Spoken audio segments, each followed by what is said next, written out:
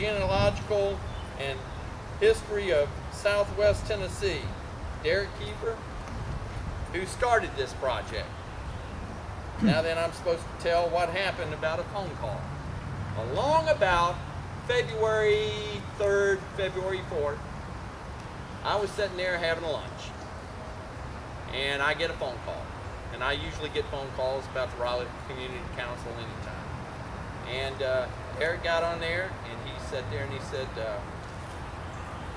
I got in touch with Councilman Morrison, and he gave me your phone number.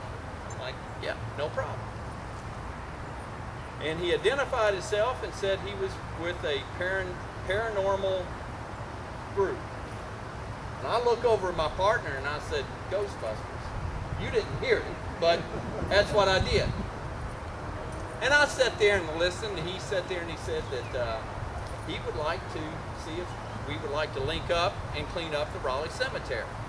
And I told him, I said, look, I represent a large group of 60 and above individuals, and we just don't have the manpower. And normally that shuts down anything. Derek didn't buy off on that. He sat there and he said, look, I got young guys, young backs, we want to clean up the cemetery. I'm like, okay, well, had that phone call occurred 15 minutes earlier or 30 minutes later, I ain't saying I take long lunches, but anytime during that period, if you'd have left a thing on the answering machine, I'm just telling y'all, I wouldn't have returned it. Wouldn't have returned it. But whenever he was insisted on it, and I went on there and checked them out on their website, found out who they were, actually talked to Derek, I'm like, this man has a mission. That's what our mission wanted to be in the Raleigh Community Council. We just didn't have the manpower. That was the drawback. They had the manpower. They had the desire. We had the desire. So then we started putting the pot on the fire, and we actually started cooking. And Derek, come on up here. Say a few words. Well, he doesn't know me very well. I'm Derek, by the way, and I am Ghost Hunters of Southwest Tennessee. He doesn't know me very well because I wouldn't have just left a message. I would have kept calling. What we do at Ghost is we try to dispel the myths about ghost hunters. There's a lot of hype on the television about it. What we do is use scientific methods to try to document some of this stuff. It's just like any other scientific theory. We're just trying to prove it. This particular place, I have a soft spot for this place. This is where my very first paranormal thing happened. I had a man's voice coming to me from right over there, out loud, and I caught it on tape. And it hooked me. When that happened, I was hooked. Back in the fall, I was with another paranormal group, and we came in and donated what time we had. We did quite a bit of work, but it wasn't on the scale that I'm used to working. I'm used to doing stuff full tilt and making it happen. I'm persistent, to say the least. I got a hold of Councilman Morrison. I'm not used to talking to councilmen.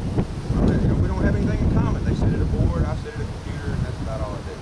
But he gave me Kevin's phone number, and I don't have any fear about calling people when I'm on a mission, like you said. This was a passion of mine. And our group, we field about 7 full-time investigators, and we have a lot of people that follow our group. A lot of people are interested in this thing. So I knew I would get a turnout. And I told Kevin that. I said, I'll be able to put probably 20 people in there.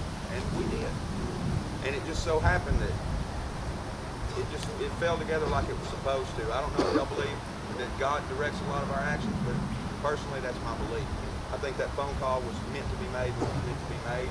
We still have a lot of work left to do. And our group is dedicating the entire summer months and the upcoming growing season. About once a month, we're going to get in here and take care of this place. Probably for a weekend a month, and we're going to keep going. We're going to try to keep it up. We don't want to be the ones that go for 3 or 4 years and fall off. We would like to keep it going, and we'd like to spark some interest in the community. We are pledging to definitely take care of this place through the summer for sure. Then we'll see what happens after that, but I don't see it stopping. I'm not going to talk a whole lot. Don't have much more to say. I do want to thank everybody that came out, donated time, donated food, because I bet I put on 2 extra pounds. I came out here to lose weight. Didn't happen. just been great. It's been wonderful. I've met a lot of really nice people, a lot of people that are just inspiring. And that's about all I have. Thank everyone. Thank Raleigh Community Council especially, and the people that donated our tools. Run out of breath. That's all I got. Thank you.